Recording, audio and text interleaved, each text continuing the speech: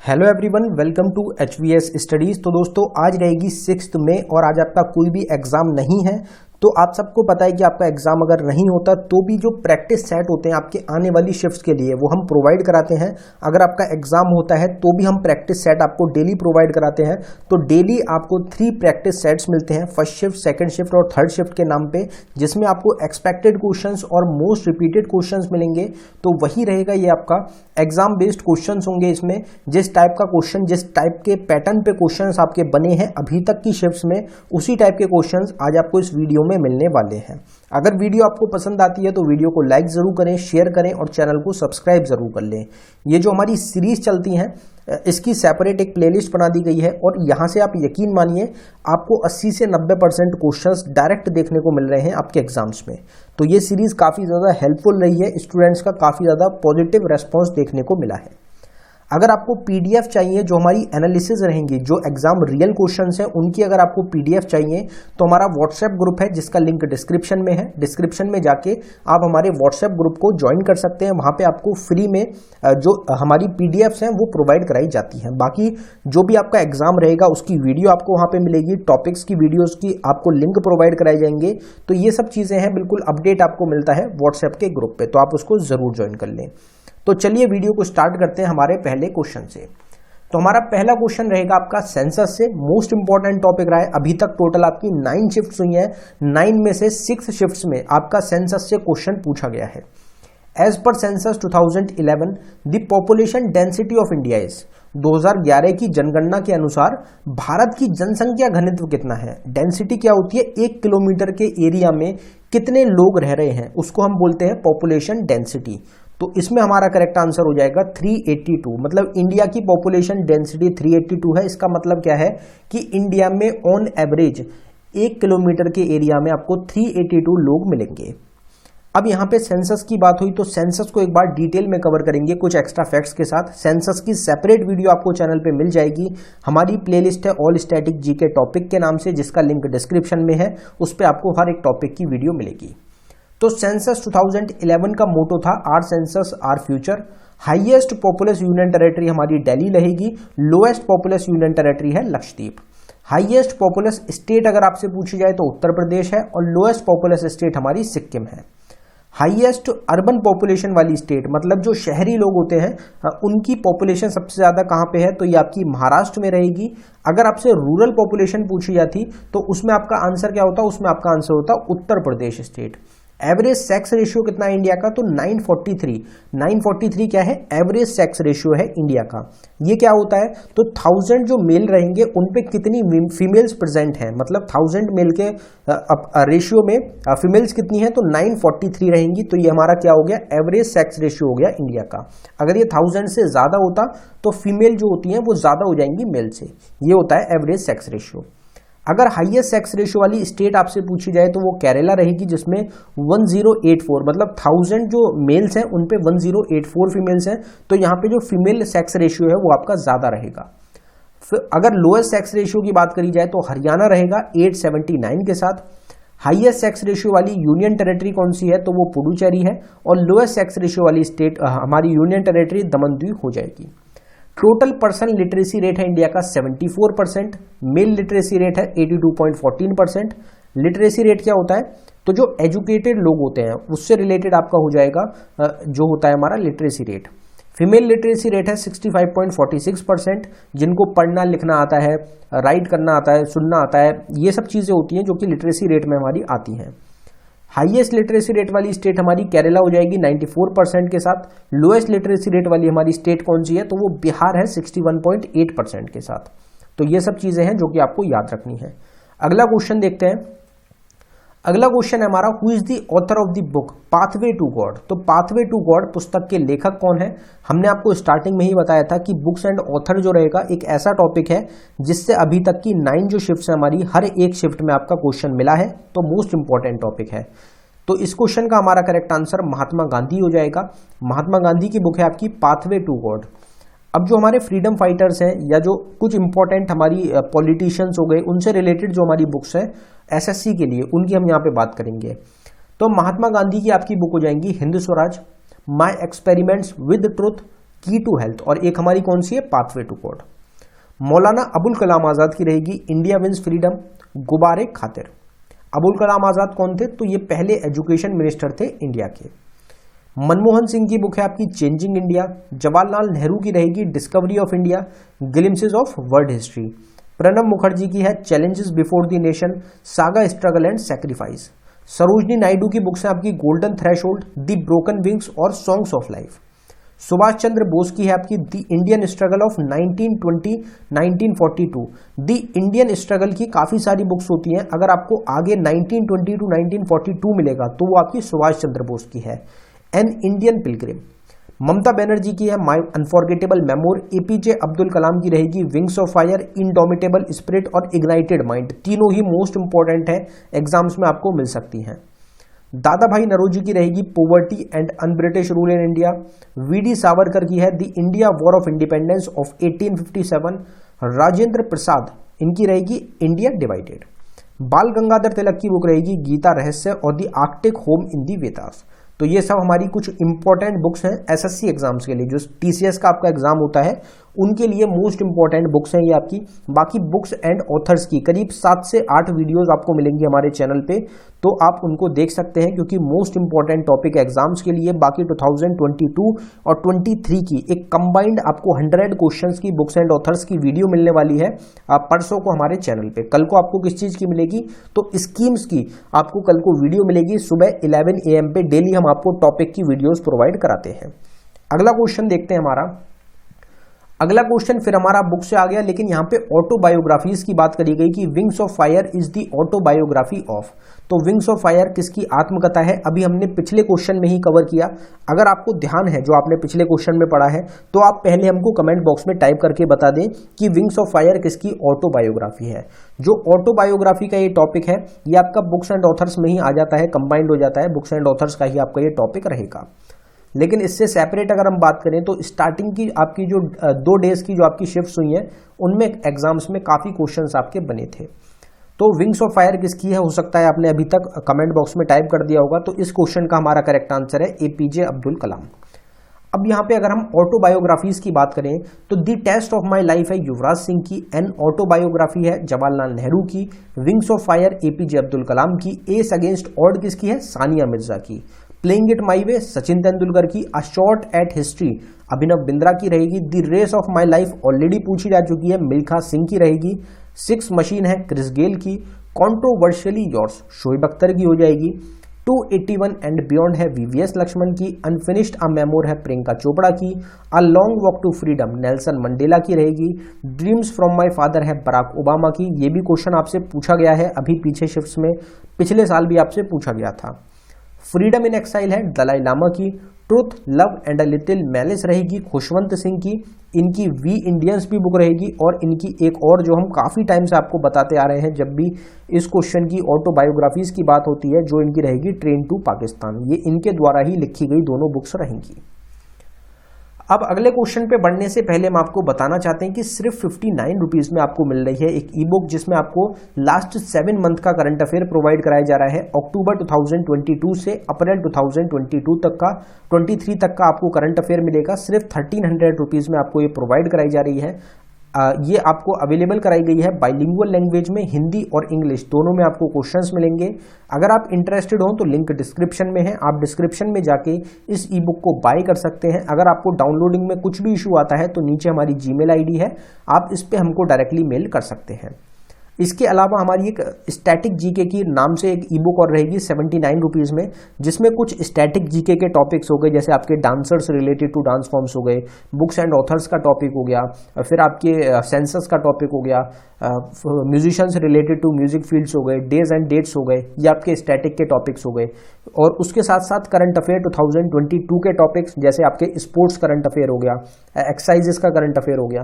तो इस तरीके से टोटल 19 टॉपिक्स आपको प्रोवाइड कराए गए हैं हमारी उस ई बुक में। अगर आप इंटरेस्टेड हो उसको बाय करने में भी, तो वो भी आपको डिस्क्रिप्शन में प्रोवाइडेड है, आप उसको भी चेकआउट कर सकते हैं। अगला क्वेश्चन है हमारा, in which year did the Chauri Chaura incident took place. तो चौरी चौरा कांड किस वर्ष हुआ था, तो ये आपका हुआ था 1922 में। अगर कुछ और मूवमेंट्स की बात करी जाए तो जैसे आपका चंपारण मूवमेंट हुआ, वो 1917 में महात्मा गांधी ने स्टार्ट किया था और ये महात्मा गांधी का क्या था, पहला मूवमेंट था इंडिया में। एक आपका नॉन कोऑपरेटिव मूवमेंट को स्टार्ट किया गया था 1920 में, जिसको महात्मा गांधी ने ही स्टार्ट किया था। आपका स्वदेशी मूवमेंट लाया गया था 1905 में। सिविल डिसोबीडियंस मूवमेंट आपका 1930 में आया था, गांधी जी ने ही स्टार्ट किया था। ककोरी ट्रेन एक्शन, ककोरी ट्रेन एक्शन जिसको पहले ककोरी ट्रेन रॉबरी के नाम से जाना जाता था, इसका नाम बदल दिया गया है उत्तर प्रदेश गवर्नमेंट के द्वारा। ककोरी ट्रेन एक्शन कहाँ से रिलेटेड है, यूपी उत्तर प्रदेश से। तो ये 1925 में हुआ था। होम रूल लीग आपका 1916 में दो अलग अलग होम रूल लीग्स लाए गए थे, एक तो बाल गंगाधर तिलक का था और एक था एनी बेसेंट का। क्विट इंडिया मूवमेंट 1942 में महात्मा गांधी ने ही स्टार्ट किया था। भूदान मूवमेंट को 1951 में विनोबा भावे ने स्टार्ट किया। फिर आपकी तीन चीजें एक साथ 1919 से रिलेटेड आपकी हो जाती हैं, इंपॉर्टेंट भी रहती हैं आपकी, जिसमें रॉलेट एक्ट, जलियांवाला बाग मैसकर हुआ था और खिलाफत मूवमेंट, ये आपके 1919 से रिलेटेड है। गांधी इरविन पैक्ट जो साइन हुआ था वो आपका 1931 में हुआ था, गांधी जी और इरविन के बीच में। अगला क्वेश्चन है हमारा, where is the headquarter of NITI Aayog located. तो नीति आयोग का मुख्यालय कहां पे स्थित है, तो इसमें हमारा करेक्ट आंसर इंडिया की कैपिटल न्यू दिल्ली में आपका लोकेटेड रहेगा। अगर हम यहाँ पे बात करें कि जो बाकी हमारी ऑर्गेनाइजेशंस हैं उनको भी एक बार देख लेते हैं, उनके हेडक्वार्टर्स की भी बात कर लेते हैं। तो रिजर्व बैंक ऑफ इंडिया, अगर आपसे आरबीआई का पूछा जाए तो उसका हेडक्वार्टर मुंबई में है। Export import bank of India, Exim bank का हेडक्वार्टर मुंबई में ही रहेगा। इंडियन बैंक्स एसोसिएशन आईबीए का हेडक्वार्टर भी मुंबई में है।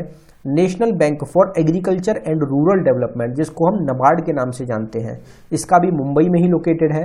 नेशनल हाउसिंग बैंक का न्यू दिल्ली में।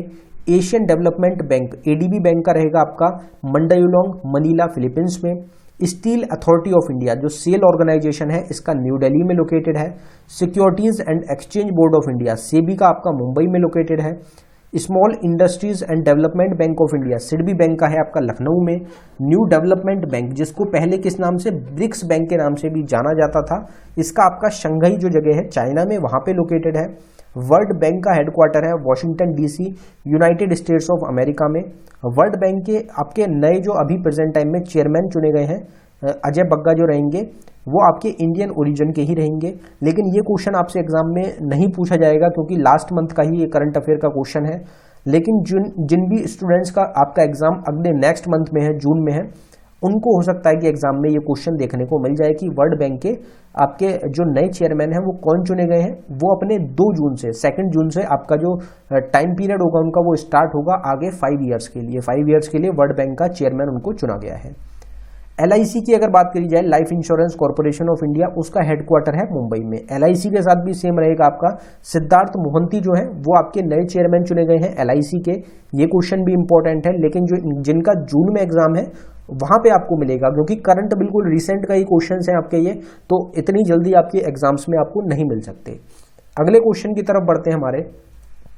तो अगला क्वेश्चन है हमारा, ये भी आपका जो स्टार्टिंग की शिफ्ट थी उसमें आपका एक शिफ्ट में भी 2-2, 3-3 क्वेश्चन भी देखने को मिले हैं इस टॉपिक से, जो फाउंडर्स हैं उससे रिलेटेड।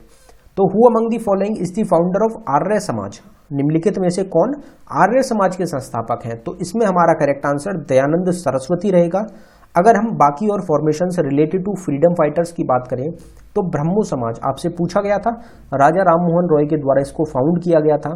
प्रार्थना समाज को आत्माराम पांडुरंग ने फाउंड किया था, स्थापित किया था। दोनों क्वेश्चन एग्जाम में आपके बन चुके हैं। अभी सिर्फ 9 शिफ्ट्स हुई हैं, उसमें आपके ये 3 क्वेश्चन, आर्य समाज भी पूछा जा चुका, ब्रह्मो समाज भी पूछा जा चुका और आपका प्रार्थना समाज भी अभी तक पूछा जा चुका है, जिसमें ब्रह्मो समाज आपका 2 बार पूछा गया है। फिर आपका रामकृष्ण मिशन जो है ये स्वामी विवेकानंद से संबंधित है। सत्य शोधक समाज ये आपका किससे संबंधित है, ज्योतिबा फुले से। अलीगढ़ मूवमेंट की अगर बात करी जाए तो ये आपका रिलेटेड है सैयद अली अहमद खान। ये हम सब फाउंडर्स की बात कर रहे हैं जिन्होंने फॉर्म किया है इनको। आत्मीय सभा को किसने फॉर्म किया, तो ये आपका राजा राम मोहन रॉय ने। ब्रह्मो समाज को भी और आत्मीय सभा को भी, दोनों को राजा राम मोहन रॉय ने फाउंड किया है। तत्वबोधिनी सभा को देवेंद्रनाथ टैगोर ने। सर्वेंट्स ऑफ इंडियन सोसाइटी को गोपाल कृष्ण गोखले ने। हिंदू महासभा को मदन मोहन मालवीय ने। अनुशीलन समिति को सतीश चंद्र बसु ने और जुगंतर को बरेंद्र कुमार घोष ने। तो ये कुछ फॉर्मेशंस है हमारी। बाकी जो टॉपिक है हमारा formations related to freedom fighters, इसकी भी सेपरेट वीडियो है चैनल पे, वो आपको मिल जाएगी। अगला क्वेश्चन है, with which of the following sports is Davis cup associated.